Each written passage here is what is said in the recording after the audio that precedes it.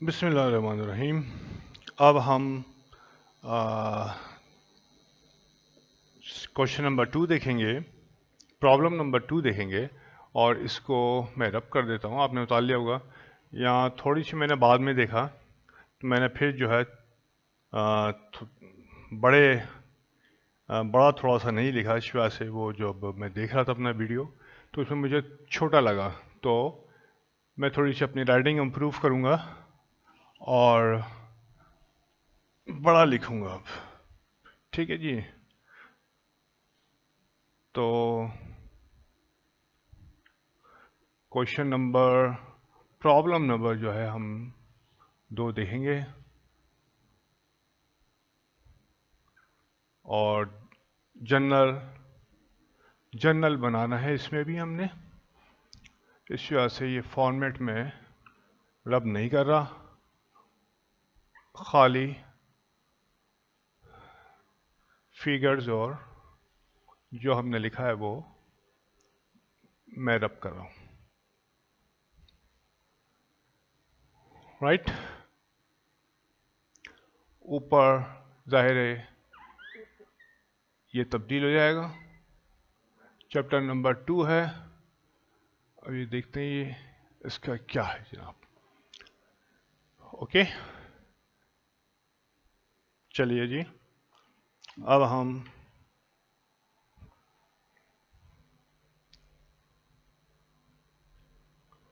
Start करते हैं। Problem number page 44 और प्रॉब्लम नंबर 2। ज़रा इंतज़ार कीजिएगा, अज़ान हो रही है। बिस्मिल्लाहिर्रहमानिर्रहीम, स्टार्ट करते हैं। और problem number 244 page, Ahmad trader. तो कंपनी का नाम है अहमद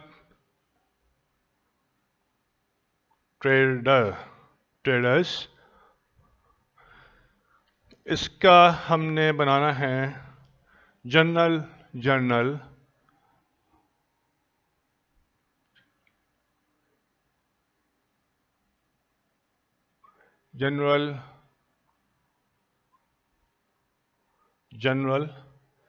जुलाई के महीने का,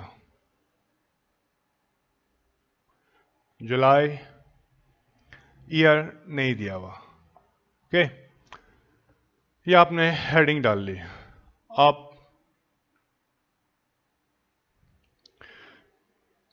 पहली ट्रांजेक्शन हमने पढ़ी, जुलाई 1 को Ahmed traders started a business with a cash investment 99,000 रुपये। 99,000 रुपये की कैश इन्वेस्टमेंट की है। He completed the following transaction during the month of July. जुलाई में उसने फिर ये ट्रांजेक्शन की हैं। 1 जुलाई को नंबर 1 है, 1 जुलाई को उसने 99,000 रुपये की इन्वेस्टमेंट की।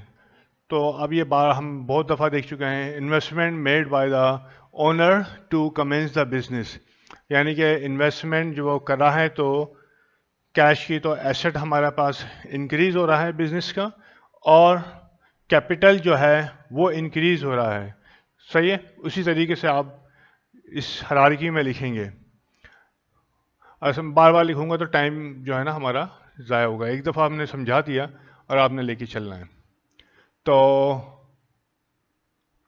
कैश और यहाँ पे कैपिटल 99,000 रुपया और 99,000 रुपये। ठीक है, आपने लिख दिया अहमद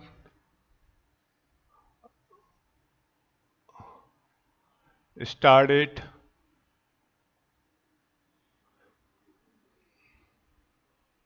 बिजनेस।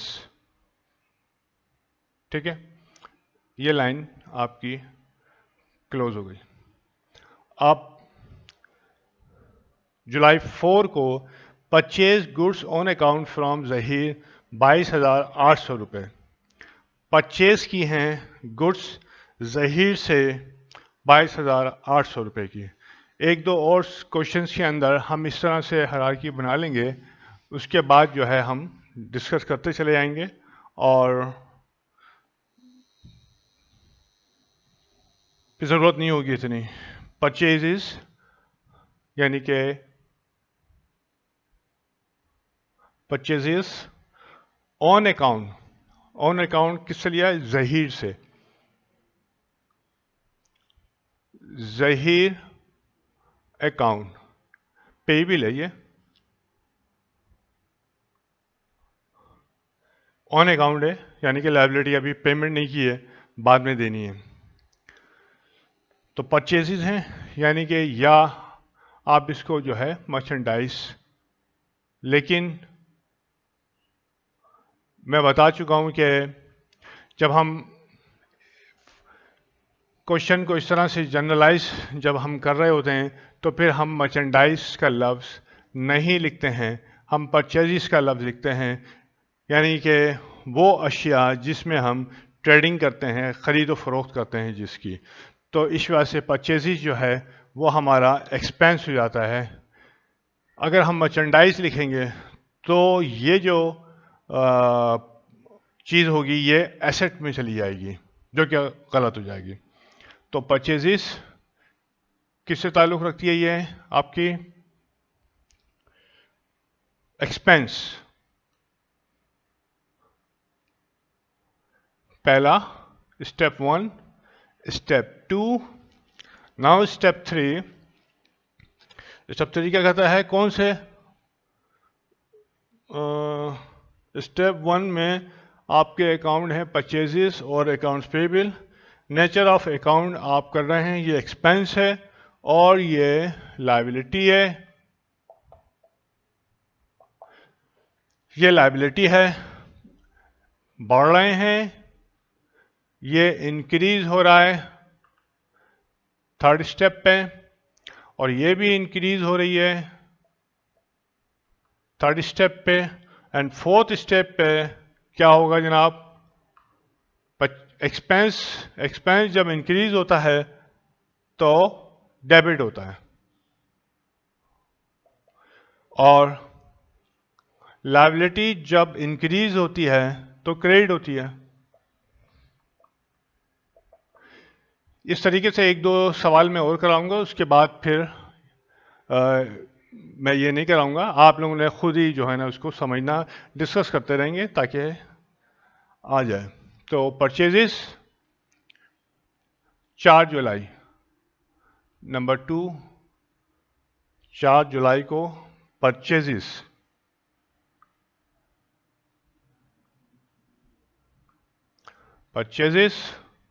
और account payable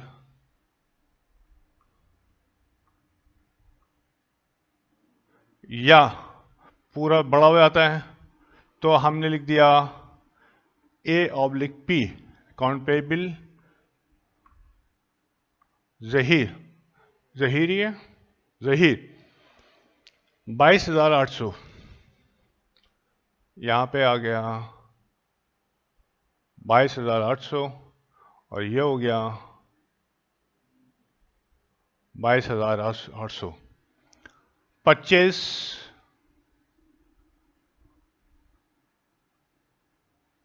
purchases made on credit, ठीक है, ये आपने ये लिख लिया। लेट मी सी के अब थोड़े से हरूफ बड़े हैं या नहीं?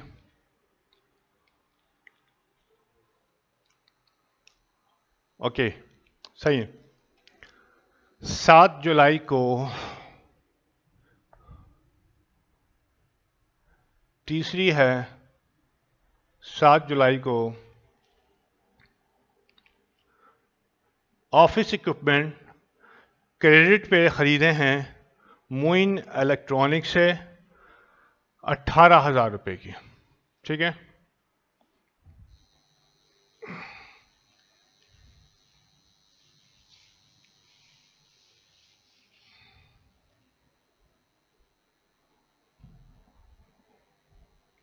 ऑफिस इक्विपमेंट, ये दो अकाउंट इन्वॉल्व हैं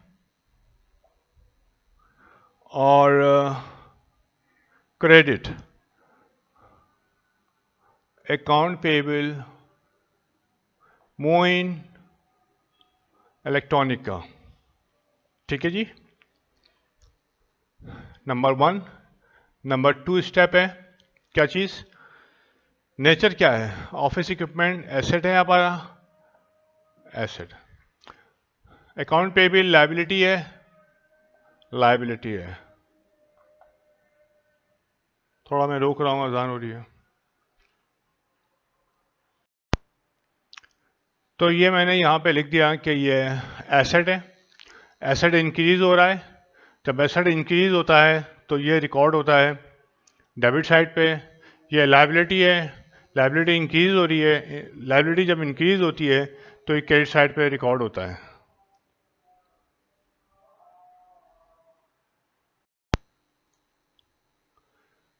जी जनाब, तो हमने यहाँ पे उसको एनालाइज कर लिया 4 स्टेप में ट्रांजेक्शन्स को, first second third fourth space. और हम यहाँ पे लिखेंगे ऑफिस इक्विपमेंट,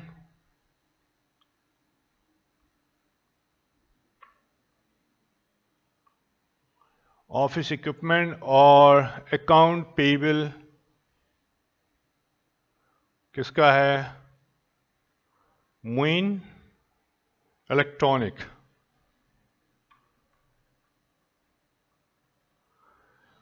मोइन इलेक्ट्रॉनिक और 18,000 रुपये के आपने ख़रीदे हैं ये, 18,000 आपने लिख दिया। और क्रेडिट के अंदर आपने लिख दिया 18,000 रुपये। तो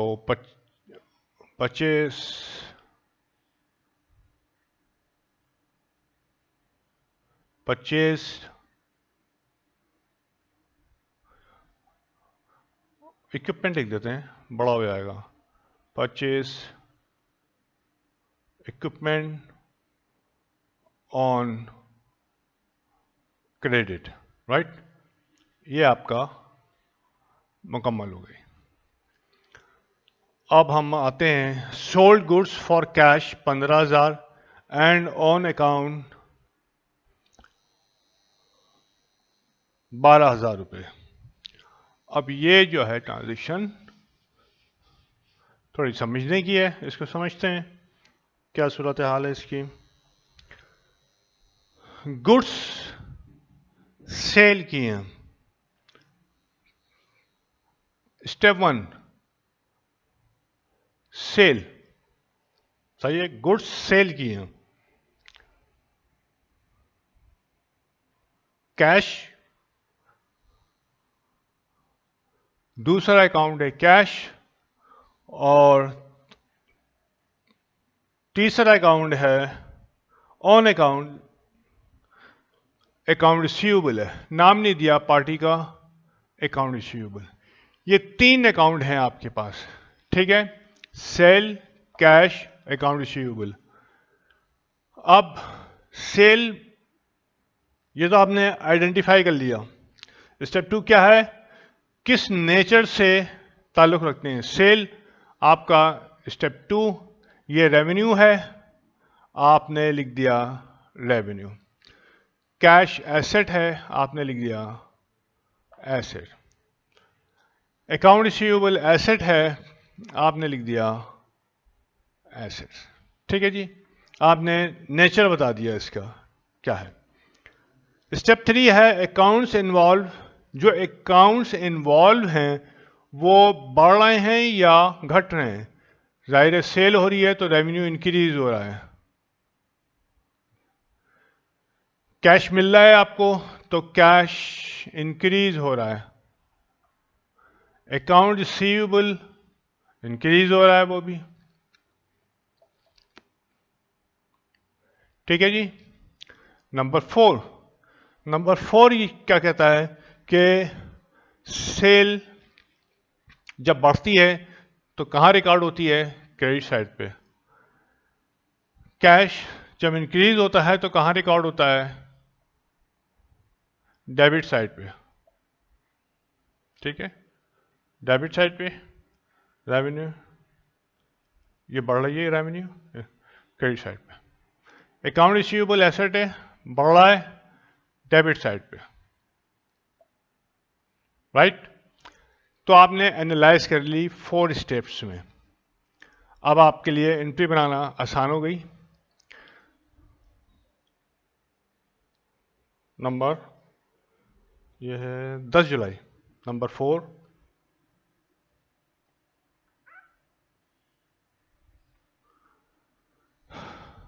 कैश डेबिट हो रहा है,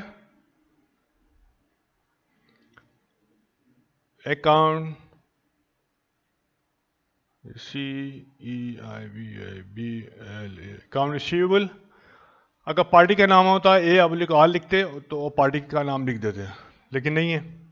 और क्रेडिट हो रहा है आपके पास सेल। कैश कितना आ रहा है आपके पास? 15,000 रुपये।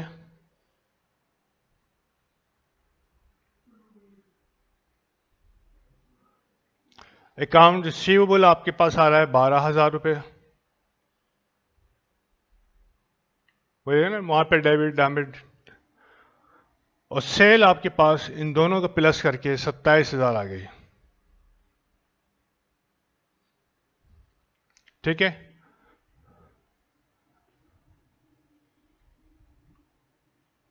Cell made on cash and account receivable.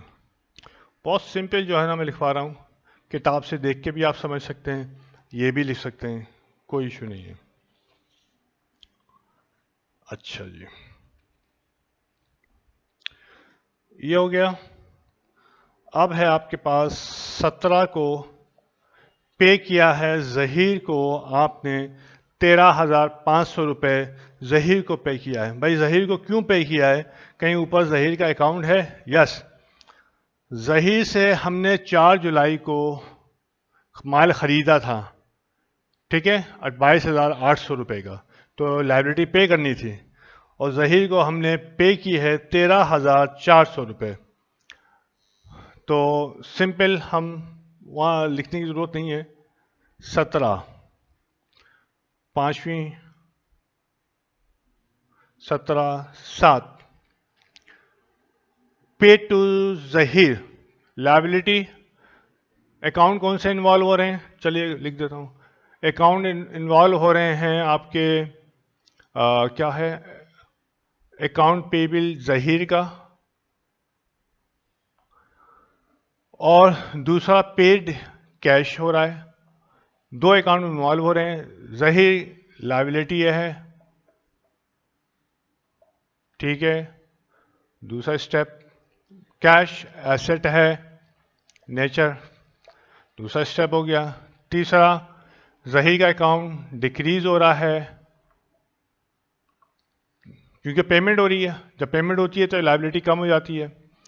Cash decrease हो रहा है क्योंकि कैश जा रहा है आपके पास से, तो कैश डिक्रीज हो रहा है। नंबर 4, लाइबिलिटी जब कम होती है तो डेबिट साइड पे होती है, और कैश जब कम होता है तो क्रेडिट साइड पे। ये आपने 4 स्टेप को एनालाइज किया और rules of debit and credit आपने अप्लाई कर दिया, आपके पास आ गई। Account payable Zaheer, account payable Zaheer, how much? 13,400, okay. और कैश चला गया, कैश चला गया 13,400।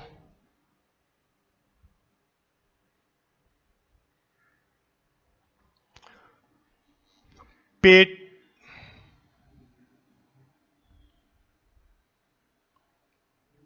to जहीर, सिंपल लिख दिया पेड टू जहीर, क्योंकि आपको मालूम है कि अकाउंट पेएबल है, तो कोई टिंडी पापा करने की जरूरत नहीं है आपको। नंबर 22 पे क्या हुआ है, कलेक्शन फ्रॉम कस्टमर। अब ये देखना है कि क्या कस्टमर से लेना भी था जो 4000 मिला है। ये रहा अकाउंट रिसीवेबल, कस्टमर से लेना था, उसको सेल की थी, ठीक है। वहां पे लिख लेते हैं इसको कैसे।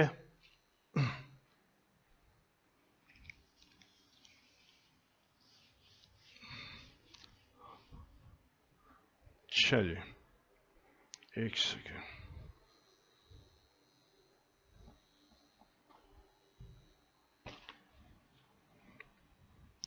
Collection from customer, account involve, account receivable, ठीक है, और दूसरा कैश। अकाउंट रिसीवेबल क्या हो रहा है, नेचर क्या है, एसेट है, बिल्कुल,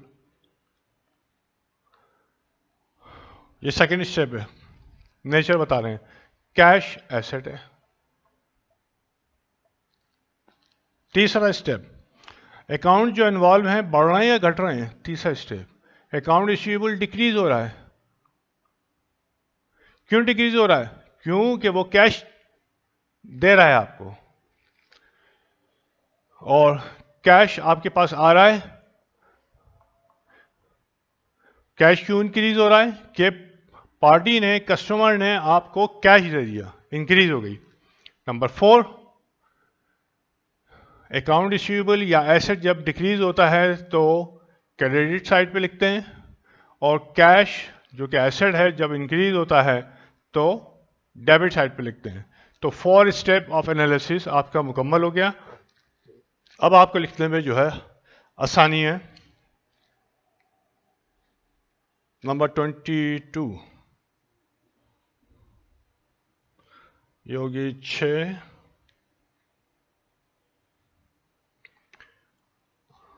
असल में झुक नहीं सकता मैं अपनी स्पाइनल की वजह से, तो कैश मैंने डेबिट किया और अकाउंट रिसीवेबल को मैंने क्रेडिट दे दिया, ठीक है। कैश 4000 रुपये से,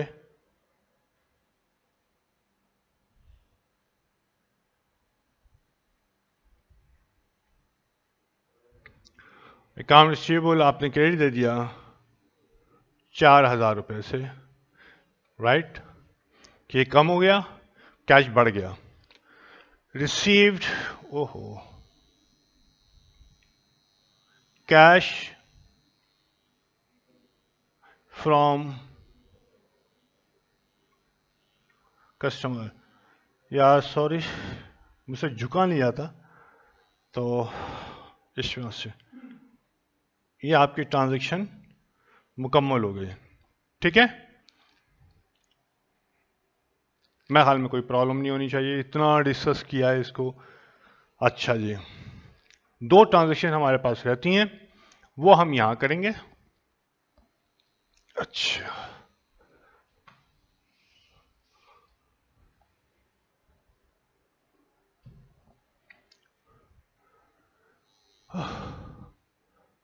सीरियल नंबर ये पेज 2 हो जाएगा, ये पेज 1 है। हेडिंग यही रहेगी, कोई तब्दीली नहीं आएगी। सीरियल नंबर, डेट, पर्टिकुलर,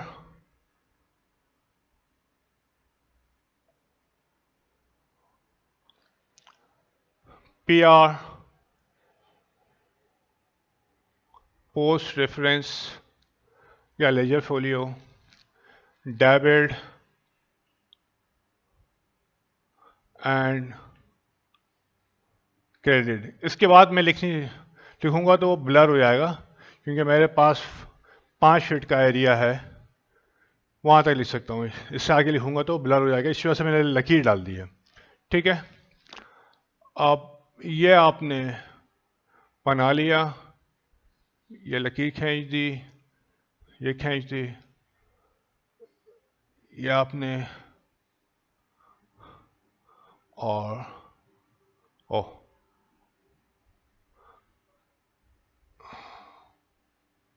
यह हो गया। ठीक है जी, ऊपर भी खींच दे। अब मैं देखूं कि कट नहीं रहा पेज।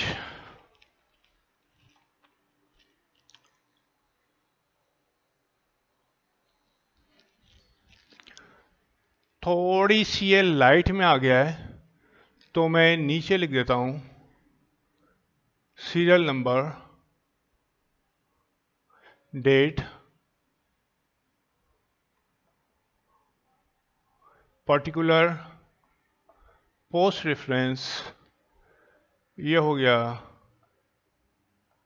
डेबिट, और ये हो गया डेबिट क्रेडिट। ठीक है, उसको मैं मिटा देता हूँ। ये असल में ये एरिया जो है ना, इस पे लाइट जो है रिफ्लेक्शन हो रही है, तो ये मैंने वहाँ से मिटा दिया।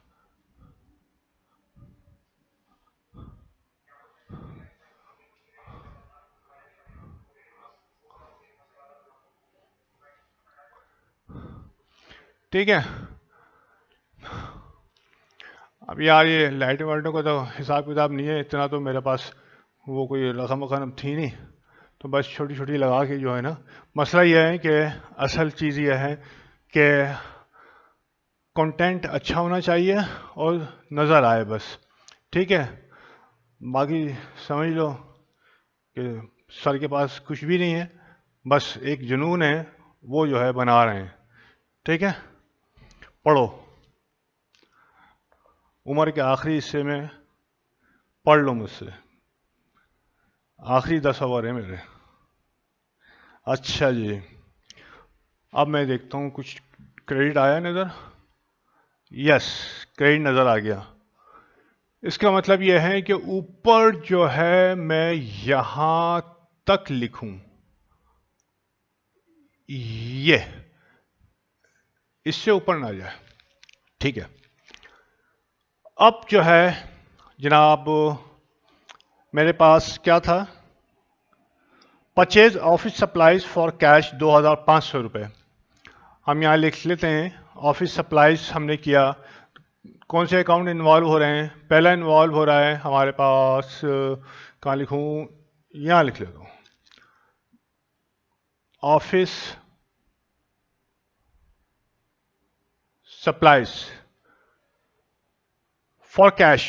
दूसरा अकाउंट हो रहा है कैश, दो अकाउंट इन्वॉल्व हो रहे हैं। ऑफिस सप्लाईज खरीदार, हम खरीद रहे हैं ऑफिस सप्लाई को, तो अकाउंट इन्वॉल्व ऑफिस सप्लाईज और कैश, दो हो गए। ऑफिस सप्लाईज मेरा एसेट है और कैश भी मेरा एसेट है, ये लिख दिया मैंने। दूसरे में ये एसेट है और ये भी एसेट है। ठीक है, दोनों लिख दिया। नंबर थर्ड क्या कहता है कि जो अकाउंट इन्वॉल्व हैं वो इंक्रीज हो रहे हैं डिक्रीज हो रहे हैं। तो तीसरा मैंने कहा कि जनाब ये बढ़ रहे हैं, ऑफिस सप्लाईज इंक्रीज हो रही है, बढ़ रही है, और कैश जो है डिक्रीज हो रहा है, मींस कम हो रहा है। ठीक है, जैसे पहले मैं ये भी कर सकते हैं आप, राइट, आप हलाल की बता दी आपने। अब अगर एसेट बढ़ता है तो कहाँ रिकॉर्ड होता है? डेबिट साइड पे। नंबर 4 स्टेप, ये डेबिट साइड पे रिकॉर्ड होता है। और कैश एसेट है, और एसेट जब डिक्रीज होता है तो क्रेडिट साइड पे रिकॉर्ड होता है। ये आपने लिख दिया, ये क्रेडिट साइड पे। आपने 4 स्टेप जो है एनालिसिस मुकम्मल कर लिया। और अब आप जनरल में एंट्री कीजिए नंबर 7। नंबर 7 एंट्री है 26 जुलाई की, ओह 26/7 की एंट्री है। और ऑफिस सप्लाईज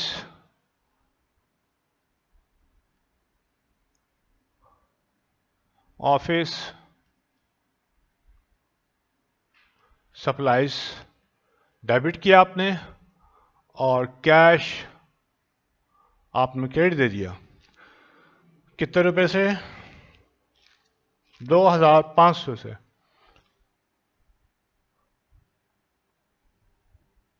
500 और 2500। नरेशन लिखी, purchase office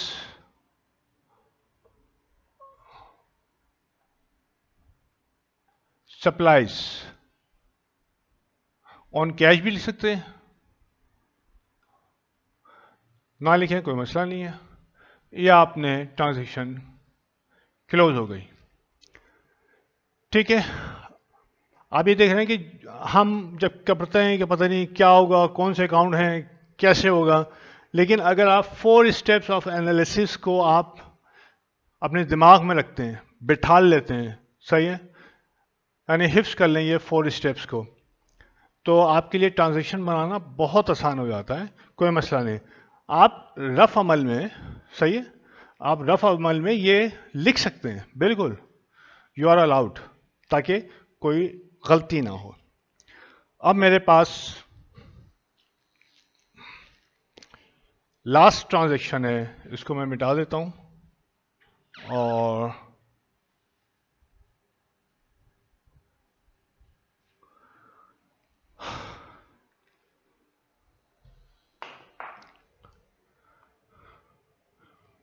paid office salaries 16,000 रुपये।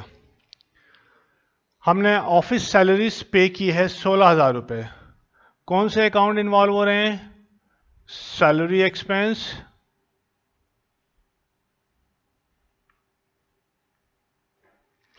और पे किया है कैश।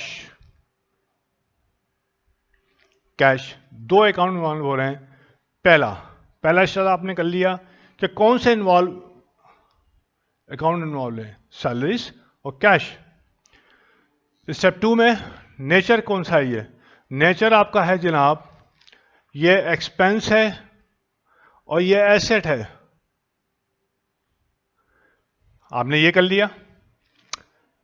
तीसरा जो है, अकाउंट जो इन्वॉल्व हैं ये वाले, ये इंक्रीज हो रहे हैं, डिक्रीज हो रहे हैं, यानी बढ़ रहे हैं या घट रहे हैं। सैलरी जो एक्सपेंस है नंबर 3 जो है, ये इंक्रीज हो रहा है, ठीक है। और जो एसेट है आपका, वो डिक्रीज हो रहा है, कम हो रहा है, ठीक है, कम हो रहा है। Rules of debit and credit का जो ये चार्ट बना हुआ है, इसमें आप देखिए कि एक्सपेंस अगर बढ़ता है तो डेबिट साइड पे लिखते हैं, नंबर 4 तो हम डेबिट साइड पे लिखते हैं, और एसेट अगर आपका कम होता है तो क्रेडिट साइड पे लिखते हैं। आपने एनालाइज कर लिया, आपकी ट्रांजैक्शन अब जो है 99% ये है कि रॉन्ग नहीं होगी, सही है। अब आपने इसको रिकॉर्ड कर लिया। नंबर 8, 30 जुलाई की ऑफिस सैलरीज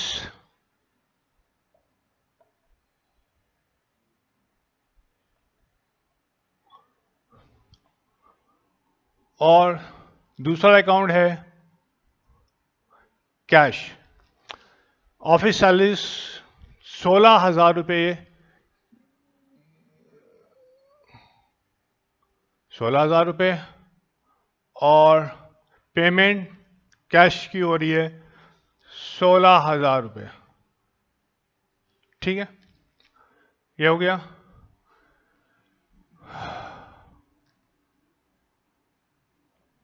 पेड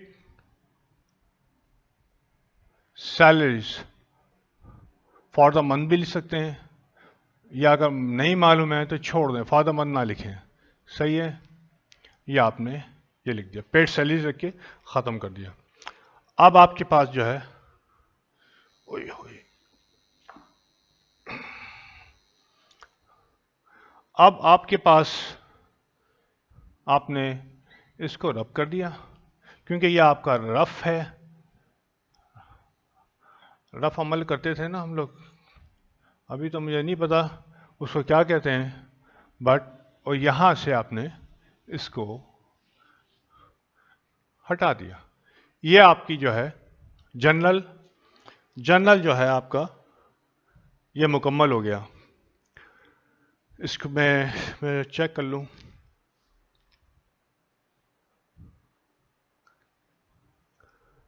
ठीक है, अहमद ट्रेडर है ना, सही है। तो ये जो है ट्रांजैक्शंस हमने रिकॉर्ड की, और रिकॉर्डिंग तो इन्होंने की भी थी, लेकिन हमने उसको डिस्कस पहले किया, उसको समझा, और फिर हमने उसको दोबारा रिकॉर्ड किया। ठीक है, तो सारी चीज़ ये है कि आपको जो है आपके जहन में बैठ जाए कि जब ट्रांजैक्शन आएगी तो आपने क्या अमल करना है। चलिए मैं देखता हूँ।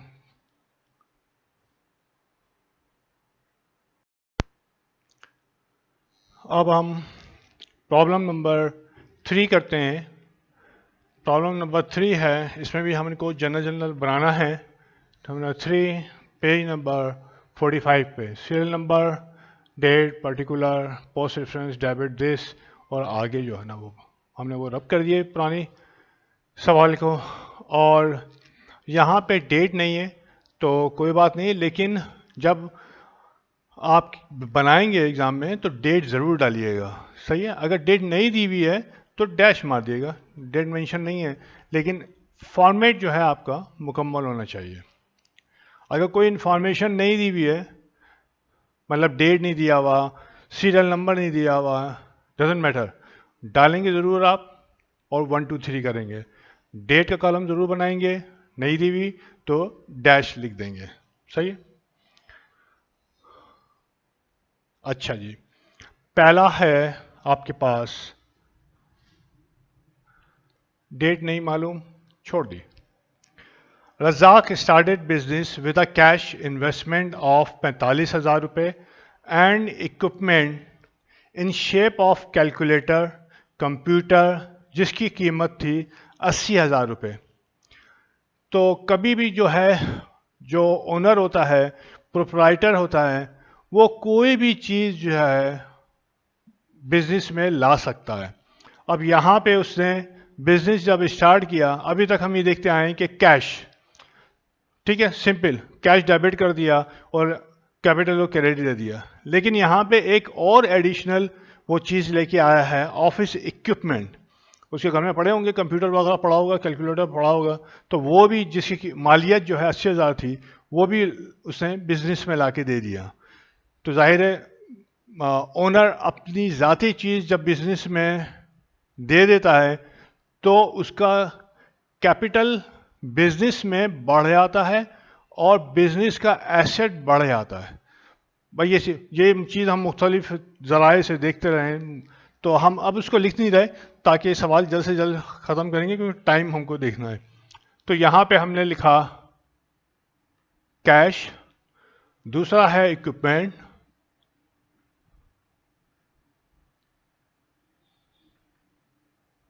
इक्विपमेंट कैश लेके आया, इक्विपमेंट लेके आया, और रज़ाक कैपिटल,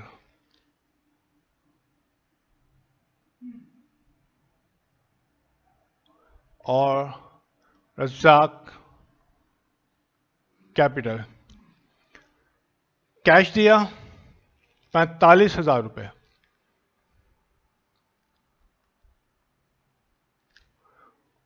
इक्विपमेंट दिए 80,000 रुपये के।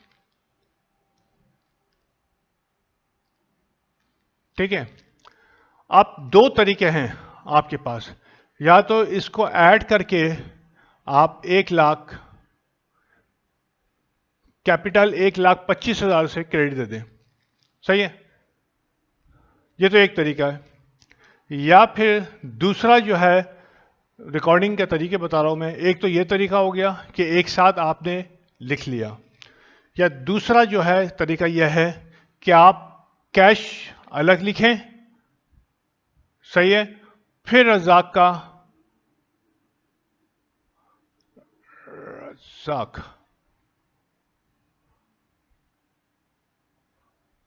कैपिटल,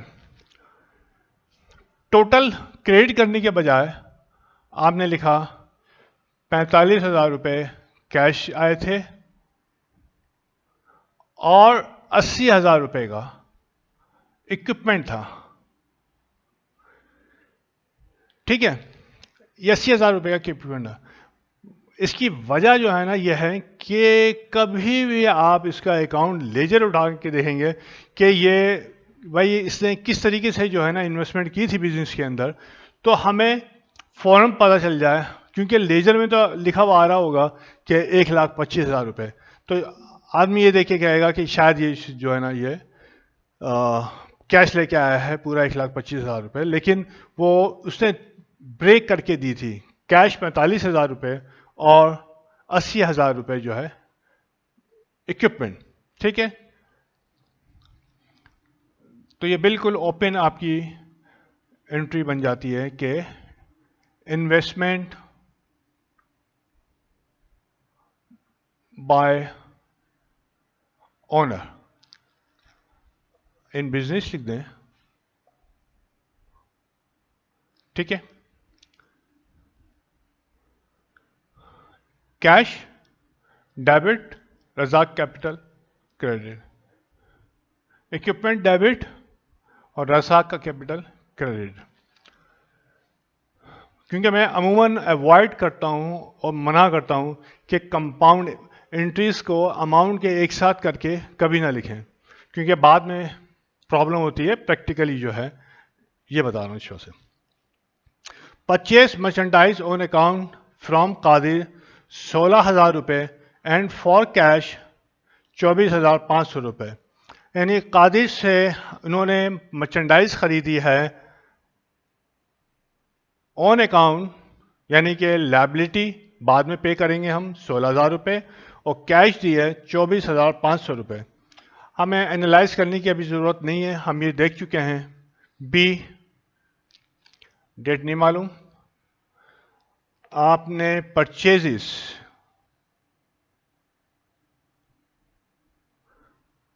ये आपका डेबिट होगा, ठीक है, और क्या क्रेडिट होगा, अकाउंट पेबल, कौन है, कादिर, अकाउंट पेबल कादिर और कैश दिया, यानी कि परचेज की आपने कादिर से, कादिर को कहा कि अभी तुम कैश मुझसे ले लो 24,500 रुपये, ठीक है, और मैं तुमको कुछ अरसे के बाद पेमेंट करूंगा 16,000 रुपये की।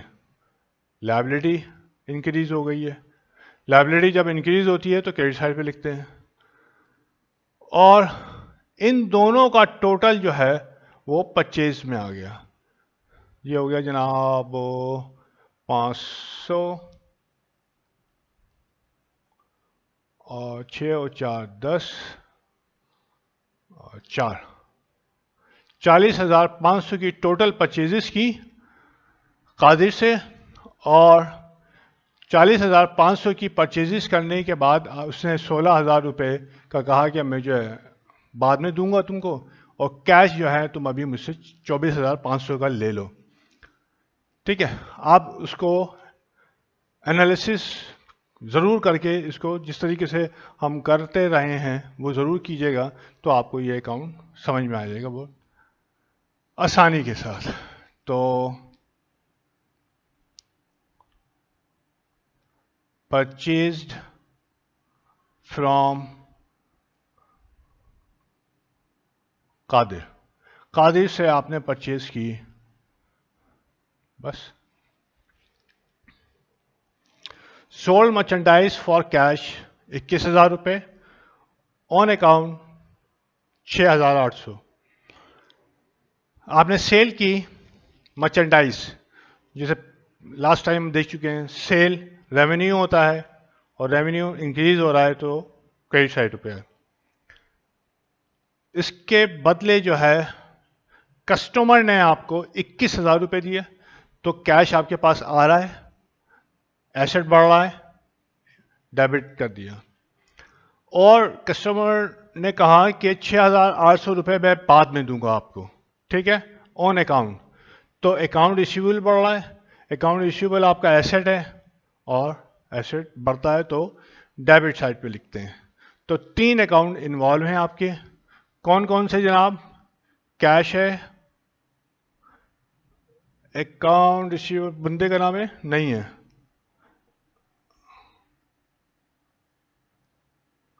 अकाउंट रिसीवेबल, ठीक है। और ये हो रहा है किसकी वजह से? सेल्स की वजह से। कैश कितना मिला आपको? 21,000 रुपये।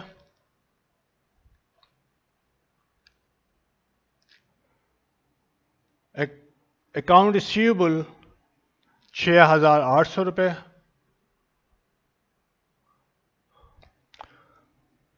सेल की वैल्यू नहीं दी हुई है लेकिन दो अमाउंट दे दी, तो इनको प्लस करेंगे 800, 27,800, सही है।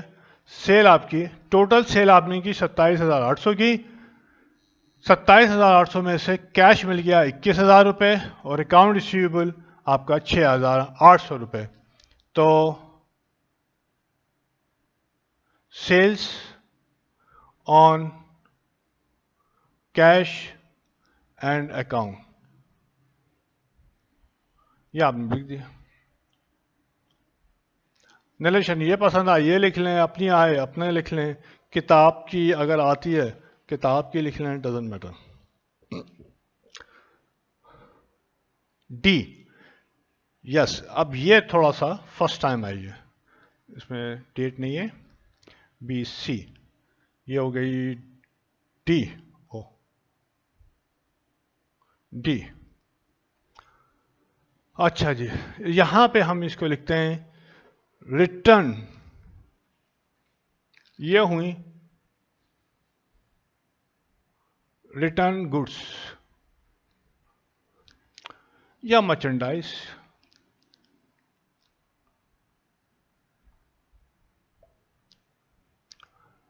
जब गुड्स रिटर्न होती हैं आपके पास या मर्चेंडाइज रिटर्न होती हैं, कौन रिटर्न करेगा आपको? कस्टमर।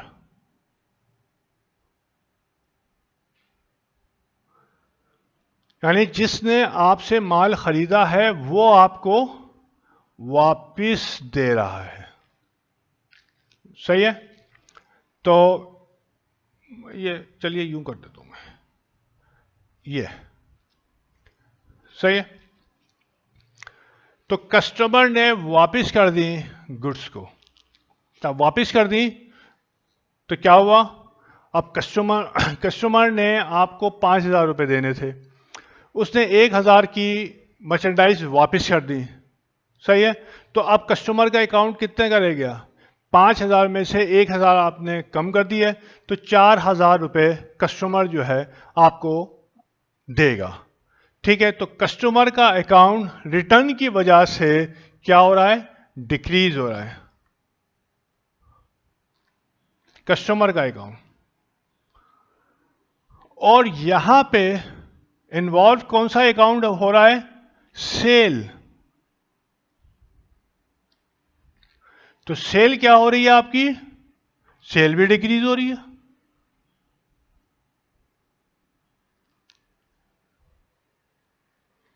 सेल रिटर्न हो रही है, अच्छा, एक सही है ना, सेल वापस हो रही है तो सेल में कमी हो रही है रिटर्न की वजह से। 10,000 की आपने सेल की थी, 1,000 वापस हो गई, तो सेल कितनी की रह गई? 9,000 रुपये की। नेट सेल आपकी 9,000 रुपये की रह गई। लेकिन एक असूल यह है कि सेल अगर आपने सेल कर दी और वो किसी भी वजह से कस्टमर ने वापस की है, तो हम सेल अकाउंट को कम नहीं करते, सेल अकाउंट को कभी कम नहीं करेंगे, बल्कि एक न्यू अकाउंट हम खोलेंगे। हम यहां लिख देते हैं, चलिए, सेल रिटर्न का एक न्यू अकाउंट हम ओपन कर देंगे। बहुत शुरू में जो है ना बच्चों को प्रॉब्लम हो जाती है। तो सेल रिटर्न, सेल को कभी भी नहीं करेंगे, क्या मतलब इसकी एंट्री क्या होगी कि सेल्स डेबिट होगा और कस्टमर या अकाउंट रिसीवेबल क्रेडिट हो जाएगा। लेकिन ये चीज हम कभी भी नहीं करेंगे, अकाउंट्स में मना है, सही है। डायरेक्ट सेल्स की जो एक दफा सेल रिकॉर्ड हो चुकी हो, हम उसको कम नहीं कर सकते। उसकी जगह जो है हम जितना जो है रिटर्न हुआ है, एक नया अकाउंट हम खोलते हैं सेल्स रिटर्न के नाम से, ठीक है। सेल्स रिटर्न का नेचर वही होता है जो कि सेल्स को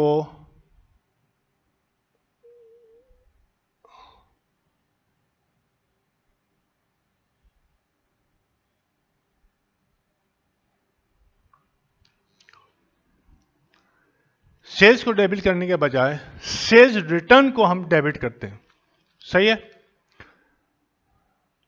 ये बात में हम देखेंगे कि सेल रिटर्न को हम किस तरह से प्लस माइनस करते हैं, वो बात की है जब हमें फाइनल अकाउंट बनाएंगे। तो अब ये सेल्स रिटर्न जो है हम डेबिट कर देंगे और अकाउंट रिसीवेबल हम क्रेडिट दे देंगे। लेकिन सेल्स रिटर्न को जब हम डेबिट कर रहे हैं, एक्चुअली हम सेल्स रिटर्न को डेबिट नहीं कर रहे, हम रेवेन्यू को डेबिट कर रहे हैं। रेवेन्यू को डेबिट कर रहे हैं, डायरेक्ट डेबिट नहीं कर रहे हैं। इनडायरेक्ट जो है हमने एक अकाउंट खोला और उसके अंदर हमने डेबिट कर दिया। तो सेल्स रिटर्न का जो नेचर है वो वही नेचर है जो कि रेवेन्यू अगर डिक्रीज होगा तो कहां रिकॉर्ड होगा, डेबिट साइड पे। तो इसी वजह से सेल्स रिटर्न का अकाउंट जब भी ओपन होगा उसमें कोई रकम लिखी जाएगी, वो हमेशा हमेशा डेबिट रिकॉर्ड होगी, सही है। तो सेल रिटर्न हमेशा डेबिट होगी और अकाउंट रिसीवेबल इसकी वजह से हमेशा क्रेडिट होगा। जैसे यहाँ पे डेबिट होनी थी और ये क्रेडिट होना था, लेकिन ये हम एंट्री नहीं बनाते, ये हम एंट्री बनाते हैं। तो उम्मीद है समझ में आ गया होगा ये सारा प्रोसेस। अच्छा जी, तो अब तो बिल्कुल ही आसानी हो गई। सेल्स रिटर्न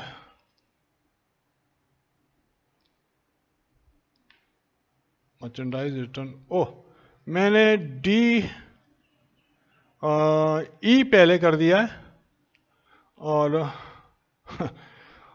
चलिए मैं डी को छोड़ रहा हूं और पहले मैं ई को रिकॉर्ड कर लेता हूं। बात एक ही है, क्योंकि पहले वो समझा दिया मैंने ई को, ठीक है।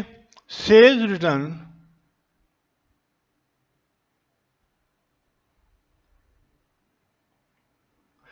रिटर्न हमने डेबिट कर दी ई के अंदर 1300 रुपए की, राइट। और क्रेडिट जाहिर है जिससे हमने पैसा लेना था, अब पैसा तो नहीं लेंगे 1300 रुपए, तो account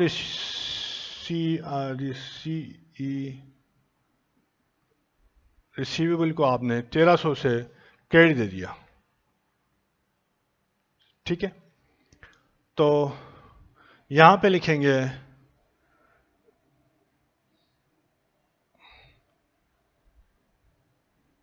goods return from customer. Goods हमने रिटर्न की, हमको रिटर्न हुई, कस्टमर ने हमको रिटर्न कर दी, तो ये हमने एंट्री बना ली। होप कोई मसला नहीं होगा, समझ में आ गया होगा मेरे ख्याल में, ठीक है ना। अब D, return merchandise to Qadir, ये रहा, ये भी ऑलमोस्ट बिल्कुल उसी प्राय में होता है जो कि हमने सेल्स रिटर्न पढ़ी है। इसको भी हम देखते हैं कि हाउ इट विल वर्क, ठीक है। ओहो बहुत लंबी हो गई है। Return merchandise to Qadir, Qadir को मर्चेंडाइज रिटर्न की, तो मर्चेंडाइज रिटर्न पहले थी फ्रॉम और यह है टू, जिससे खरीदी, किससे खरीदी? कादिर से, यानी कि अकाउंट पेएबल। जो गुड्स कादिर से खरीदी थी वो रिटर्न कर दी आपने, सिंपल। तो ये जो मर्चेंडाइज जो लफ्ज था ये हमने लिखा था परचेजिस के अंदर, यानी कि परचेज रिटर्न हो गई। आपने जो माल खरीदा था, आपने जो माल खरीदा था वो आपने कादिर को वापस कर दिया, तो जाहिर है जब कादिर को वापस कर दिया तो आपकी लायबिलिटी क्या होगी? डिक्रीज हो जाएगी। कादिर का अकाउंट आपका डिक्रीज हो जाएगा। अब आपने जितने की गुड्स आपने वापस करनी है की हैं, कादिर को वो पैसा नहीं मिलेगा, तो कादिर का अकाउंट यानी कि लायबिलिटी डिक्रीज हो गई। अब यहां पे परचेजेस आपने की हुई थी डेबिट, तो जब रिटर्न हुई तो परचेजेस में क्या हुआ? परचेज क्या हुई आपकी? इंक्रीज हुई, डिक्रीज हुई? परचेजेस डिक्रीज हुई, ठीक है। परचेज में कमी हो गई, और परचेज में जब कमी होती है तो कहां रिकॉर्ड करते हैं? यानी कि ये एसेट है, परचेजेस आपका ये एक्सपेंस है, ये एक्सपेंस है। तो परचेज में कमी हुई और ये परचेज जो है था आपका एक्सपेंस था। Expense rules of debit and credit के हिसाब से अगर कमी होती है तो कहां रिकॉर्ड होती है? तो यह आपका क्रेडिट हो जाएगा, यानी परचेज को आप क्रेडिट दे देंगे। तो टेक्निकली जो है एंट्री होगी कादिर का जो अकाउंट पेएबल है वो डेबिट हो जाएगा। लायबिलिटी कम हो रही है, लायबिलिटी जब कम होती है तो डेबिट साइड पे रिकॉर्ड होती है। और परचेजेस जो है आपका क्रेडिट हो जाएगा, क्यों कि आपने गुड्स रिटर्न कर दी कादिर को, और जब गुड्स रिटर्न होती हैं तो परचेजेस कम हो गई, गुड्स कम हो गई आपके पास। तो एक्सपेंस का जो नेचर है वो ये कहता है कि एक्सपेंस आप क्रेडिट दे देंगे। लेकिन जिस तरीके से सेल्स को डेबिट करना अलाउ नहीं है, इसी तरीके से परचेज को क्रेडिट करना अलाउ नहीं है, सही है। ये सारी रिटर्न्स की जो एडजस्टमेंट होती हैं जब हम फाइनल अकाउंट बनाते हैं वहां पे हम इस फिगर को लिख के एडजस्ट करते हैं। तो ये एंट्री आपको अलाउ नहीं है। आपने क्या करना है? कादिर, बिल्कुल कादिर अकाउंट पेएबल, ओह ये आपको डेबिट करेंगे, इसमें कोई तब्दीली नहीं है, ये आप क्रेडिट करेंगे। परचेज की जगह परचेज की जगह लव्स तो नहीं, परचेज रिटर्न जो है, न्यू अकाउंट आप खोलेंगे,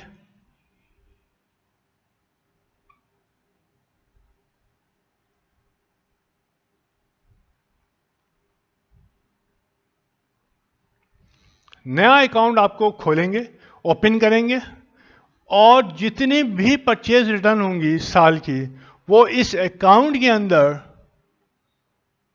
क्रेडिट दे देंगे। ठीक है, ये एडजस्टमेंट अकाउंटिंग एंट्री आप बनाएंगे हमेशा। परचेज रिटर्न की ये वाली एंट्री होगी, और अगर कैश की हो तो वो कैश डेबिट कर देंगे। यानी कि पार्टी अगर कैश दे रही है कि लो भाई, आप जो है ना 1,000 रुपये का आप गए, आपने मार्केट में आपने कहा कि यार ये सही नहीं थी, ये 1,000 रुपये मुझे वापस कर दो, तो वो आपको 1,000 रुपये वापस कर देगा। जब 1,000 रुपये वापस करेगा तो आपके पास कैश इंक्रीज हो जाएगा, तो यहाँ पार्टी के बजाय कैश डेबिट हो जाएगा। ठीक है, ये हमने इसका समझ लिया। अब यहाँ पे डी हमने बना ली कि Qadir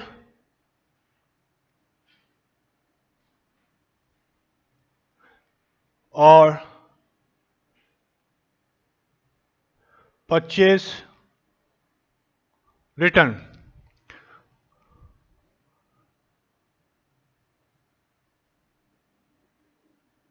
purchase return to Qadir कितने के हैं? 900 रुपये की आपने माइनस कर दी, 900 रुपये की। ठीक है जी, मैं टाइम देखूं कितनी लंबी हो गई।